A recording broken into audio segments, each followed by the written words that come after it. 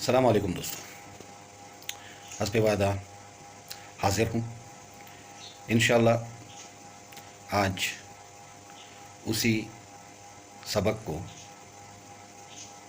آگے بڑھائیں گے۔ سورہ بقرہ کی اگلی آیات پہ بات کریں گے، وہی منافقین کے بارے میں ہے۔ تو شروع کرتے ہیں۔ بسم اللہ الرحمن الرحیم۔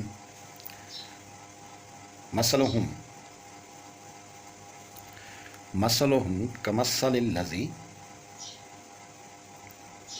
مثال ان کی اس شخص جیسی ہے، استوقد نارا، جس نے بھڑکائی آگ یا جلائی آگ۔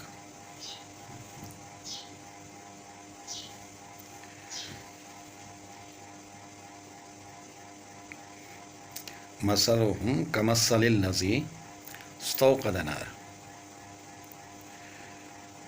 مثال ان کی اس شخص جیسی ہے جس نے جلائی آگ یا بھڑکائی آگ۔ فلما اضاءت ما حولہ، پس جب آس پاس کا علاقہ، اس کے ارد گرد کا علاقہ روشن ہوا، ذہب اللہ بنورہم، تو چھین لی اللہ تعالیٰ نے ان کی روشنی، وترکہم، اور چھوڑ دیا انہیں، فی ظلمات لا یبصرون، اندھیروں میں وہ نہیں دیکھتے۔ صم بکم عمی، بہرے ہیں، گونگے ہیں، اندھے ہیں، فہم لا یرجعون، سو وہ رجوع نہیں کرنے والے، یعنی نہیں لوٹنے والے۔ تو دوستو، یہ تو ہوا لفظی ترجمہ۔ اب اس کی تھوڑی سی تشریح کر دیں، تھوڑا اس کے ترجمے کو پھیلا دیں۔ مثلہم کمثل الذی استوقد نارا فلما اضاءت ما حولہ،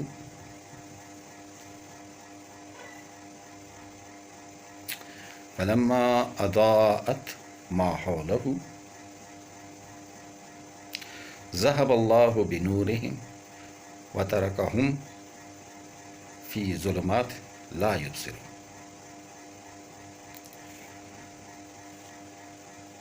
اب اللہ تعالیٰ جو یہ ایک مثال دیتا ہے، تو یہ مثال وہ کچھ اس انداز میں دیتا ہے کہ ان منافقین کی مثال ایک اس شخص جیسی ہے جو جنگل میں ہے، وہاں پہ ہر قسم کا خطرہ ہے، سانپ ہیں، بچھو ہیں، شیر ہیں، چیتے ہیں، وغیرہ وغیرہ۔ اب بالکل گھپ اندھیرا ہے، اسے کچھ دکھائی نہیں دیتا۔ اتنے میں اسے ایک جھاڑی نظر آتی ہے، جھاڑی نظر آتی ہے یا اسے کچھ لکڑیاں نظر آتی ہیں، تو وہ راستہ دیکھنے کے لیے، آس پاس کا ماحول دیکھنے کے لیے، وہ خطروں سے اپنے آپ کو بچانے کے لیے وہ آگ جلا لیتا ہے۔ جنگل میں جب رات ہوتی ہے تو اگر کوئی ہے وہاں پہ انسان، وہ آگ ضرور جلاتا ہے، کیونکہ آگ کے پاس پھر یہ جانور نہیں آتے ہیں۔ تو جب آگ بھڑک اٹھتی ہے اور خوب آس پاس کا ماحول روشن ہو جاتا ہے تو اللہ تعالیٰ دیکھیں اب آگ بھڑکی ہوئی ہے، روشنی پھیلی ہوئی ہے، آس پاس کا ماحول سب دکھ رہا ہے، مگر اب اس کی جو بینائی ہے وہ اللہ تعالیٰ لے لیتا ہے واپس۔ اب آگ بھی بھڑکی ہے مگر اس کی بینائی نہیں ہے، اس نے تھوڑی سی جھلک دیکھ لی ہے کہ بھائی آگ بھڑک اٹھی ہے، ادھر ادھر ماحول روشن ہو گیا، مگر ایک دم سے اندھیرا چھا جاتا ہے، روشنی ہو رہی ہے مگر اسے کچھ دکھائی نہیں دے رہا۔ تو وَتَرَكَهُمْ فِي الظُّلُمَاتِ لَا يُبْصِرُونَ، تو اللہ تعالیٰ کہتا ہے کہ اسے چھوڑ دیا گیا اندھیروں میں اور اسے کچھ دکھائی نہیں دیتا۔ سُمٌّ بُکْمٌ عُمْیٌ، بہرے ہیں، گونگے ہیں اور اندھے ہیں۔ وہ بہرے ہیں، کوئی بھی آواز انہیں سنائی نہیں دیتی، اگر کوئی ان کی رہنمائی کرنا چاہے، انہیں آواز دے کہ بھائی ایسا نہیں جاؤ، آگے خطرہ ہے، اسے آواز سنائی نہیں دیتی۔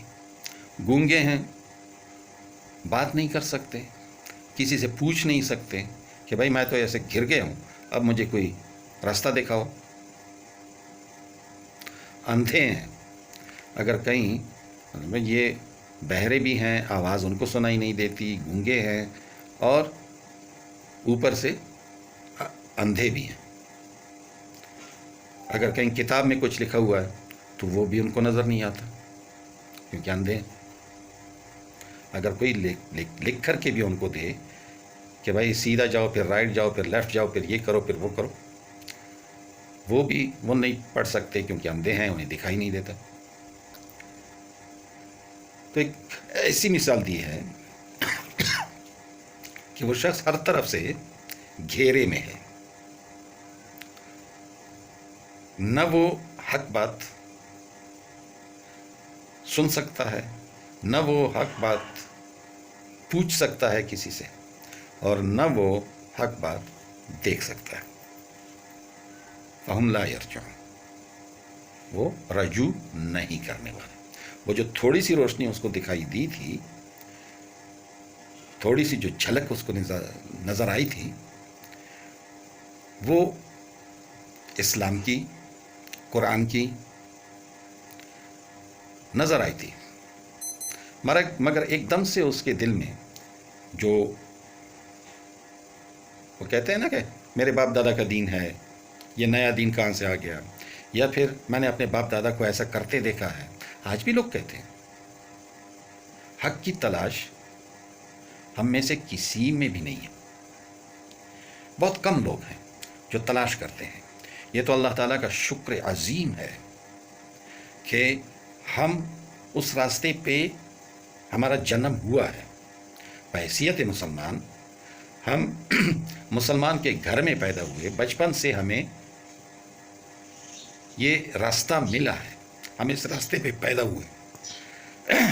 خدا نخواستہ ہم کسی اور جگہ پہ پیدا ہوتے، کسی عیسائی کے گھر میں پیدا ہوتے، کسی مشرک کے گھر میں پیدا ہوتے، کسی کافر کے گھر میں پیدا ہوتے۔ عیسائی بھی اہل کتاب ہیں، تھوڑا تھوڑا وہ رستے پہ ہیں، تھوڑا اگر بھٹک بھی گئے ہیں، یہود بھی ایسے۔ تو اگر ہم کسی اور جگہ پیدا ہوتے تو کیا ہمیں اپنا بھٹکنا کھٹکتا، یا ہم اس راستے کی تلاش میں ہوتے، حق کی تلاش میں ہم پھرتے، کسی سے ہم پوچھتے، ہم گھر سے نکلتے، یا ہم ایسے ہی لکیر کے فقیر رہتے جیسے ابھی ہیں۔ ہم میں بھی بہت ساری باتیں اندر آ چکی ہیں مگر ہم محسوس نہیں کر رہے۔ اللہ تعالیٰ ہمیں بچائے۔ ہماری رہنمائی کے لیے قرآن پاک آ چکا ہے، ہماری رہنمائی کے لیے حضور صلی اللہ علیہ وآلہ وسلم کی احادیث موجود ہیں، اس کے باوجود بھی جب ہمارے بزرگوں نے اتنی صعوبتیں برداشت کی ان احادیث کو اکٹھا کرنے میں اور حضور صلی اللہ علیہ وآلہ وسلم کے زمانے کے اس کتاب کو محفوظ کرنے میں، اللہ تعالیٰ خود اس کی حفاظت کا ذمہ دار ہے، اور وہی دلوں میں وہ خواہش پیدا کرتا ہے۔ کتنے سارے ہیں جنہوں نے اللہ کی اس کتاب کو حفظ کر رکھا ہے۔ تو دوستو، کوشش ہمیں کرنی چاہیے۔ یہ قرآن پاک ہمیں گھڑی گھڑی بتا رہا ہے، ایک ایک حرف وہ ہماری رہنمائی کر رہا ہے، تو ہمیں بھی چاہیے کہ ہم اپنے آپ کو اس حق کی تلاش کے لیے تیار کریں، ہم اس حق کو تلاش کریں، اور یہ جو نشانیاں بتائی جا رہی ہیں اپنے آپ پہ ذرا ہم غور کر لیں کہ آیا یہ نشانیاں ہم میں ہیں تو نہیں؟ اگر ہیں تو ان چیزوں سے ہم اجتناب کریں۔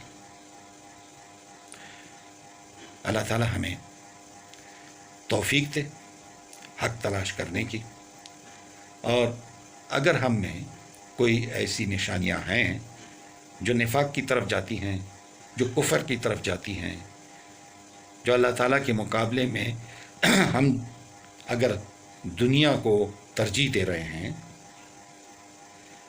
تو اس سے ہم اپنے آپ کو روک لیں۔ اللہ ہم سب کو اس کی توفیق دے۔ انشاءاللہ کل وہ ایک دوسری مثال جو اللہ تعالیٰ قرآن پاک میں ہمیں دے رہے ہیں، او کصیب من السماء، اس پہ بات کریں گے۔ اس وقت تک کے لیے اجازت، اللہ حافظ۔